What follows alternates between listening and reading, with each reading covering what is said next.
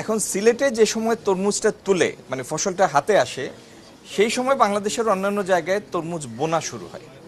তো এইভাবে এটা এই এই যে ম্যাচুরিটি বা এই যে বিজনেসটা ফ্লারিশ করা, উৎপাদনের ম্যাক্সিমাম রিটার্ন তুলে আনা, এটাও একটা পর্যায়ক্রমিক প্রক্রিয়া। আমাদের কৃষি মন্ত্রণালয় এই বছরই উদ্যোগ নিচ্ছেন এই সিজনাল গ্যাপটা, কাঁচামরিচ, পেঁয়াজ ইত্যাদির ক্ষেত্রে সিজনাল গ্যাপটা কমিয়ে নিয়ে আসার জন্য তারা ইভেন কন্ট্রাক্ট ফার্মিংয়ের জন্য প্রজেক্ট হাতে নিতে যাচ্ছে।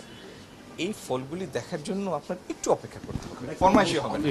সেটা আমাদের ইন্ডিয়ান কাউন্টার পার্টির সাথে বসলে তখন আপনাকে এই ফলাফলটা বলতে পারবো। তবে তবে ট্রেড যত বাড়ে, আমি আগেও বলেছি, ট্রেড যত বাড়ে সেটাই সংশ্লিষ্ট প্রত্যেক পক্ষের জন্য লাভজনক সহায়ক। ধন্যবাদ। আপনি আপনি আমাকে বলেছেন যে জিজ্ঞেস করেছেন দ্রব্যমূল্যের আইডিয়াল একটা কন্ডিশন। আইডিয়াল কন্ডিশনের জন্য একটা হচ্ছে লজিস্টিক কস্ট কমাতে হবে, তাই উৎপাদন ব্যয় কমাতে হবে।